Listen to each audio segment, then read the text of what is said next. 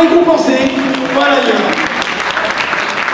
t'avais pas oublié que j'allais mettre après les répliques, parce que je resterai pas conducteur.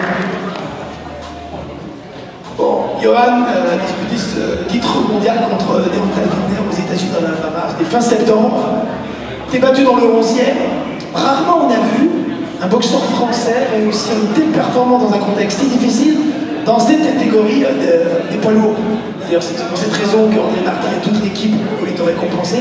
Quelle est la raison pour laquelle tu as réussi à te sublimer face à Wilder, puncher redoutable et actuel champion du monde WBC de la catégorie?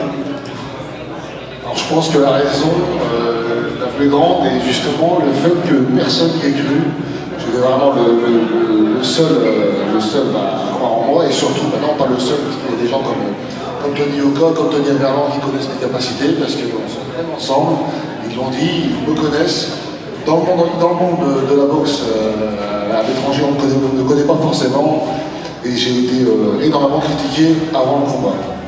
Donc il était hors de question pour moi de faire de la figuration, il était hors de question pour moi d'aller là-bas en victime. C'est vrai que je n'ai pas eu beaucoup de temps de préparation, je n'ai pas voulu trouver d'excuses, j'ai voulu vraiment ce jour-là représenter mon pays du mieux que je pouvais, et surtout faire taire les mauvaises langues, et j'ai franchement réussi car j'ai gagné beaucoup de respect.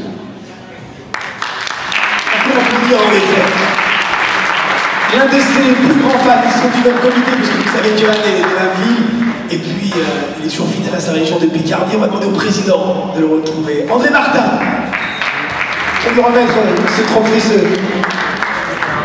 Voilà, vous allez faire un mot, vous êtes dans la même catégorie maintenant, hein? Ben oui. Vas-y, André, allez-y.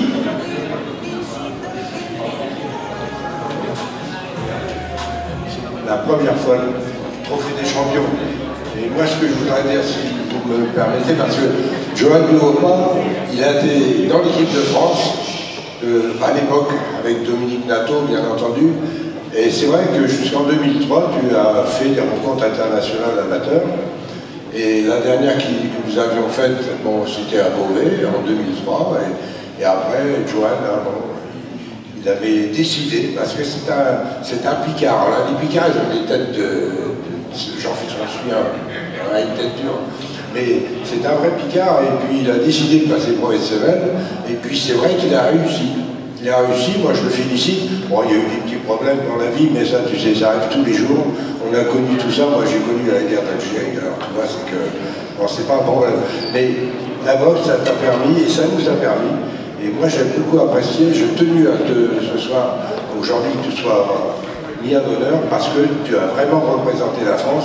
D'ailleurs, le secrétaire d'État t'a regardé boxer, et il a trouvé que tu avais fait un combat extraordinaire. Et c'est vraiment bien pour une représentation internationale. Eh bien, je demande à tous les boxeurs qui voudraient, même s'ils n'ont pas de titre, parce qu'en fait, il a laissé son titre de l'Union européenne pour se consacrer à autre chose, mais c'est pas une mauvaise idée, puisqu'il a réussi.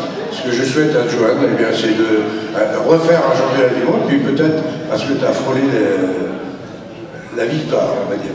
Et puis, je dois dire que c'est vrai que tu n'as pas de partenaire, mais Tony Yoka, il a pris son courage à deux mains, et puis il est allé mettre les gants avec toi. Donc je dois dire que là, c'est pour ça que je voulais un clin d'œil entre le champion du monde amateur et puis, je vais dire, le virtuel champion du monde professionnel. Bon, mais félicitations.